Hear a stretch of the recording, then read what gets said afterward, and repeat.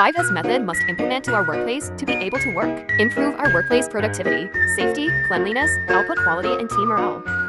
Hirap hanapin ang mga bagay kapag magulo ang mga gamit, kaya kailangan natin gamitin ang 5S method. First thing to do is yung sort.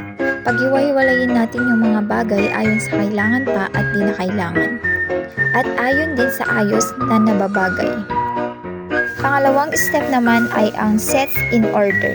Pagsasaayos o pagsasalansan ng mga kagamitan sa kanilang tamang lagayan. Third step naman is yung shine. Regular na pagwawalis o paglilinis sa mga lugar ng gawaan, tanggalin ang mga alikabok, dumi at kalawang.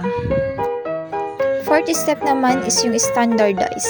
Pagtatalaga ng pamantayan o alituntunan na dapat sundin upang mapanatili ang malinis, maayos at ligtas na lugar sa paggawaan. Ang last step naman is yung sustain. Pagsasapuso at pagsasaugali ang palaging pagsagawa ng 5S method of good housekeeping.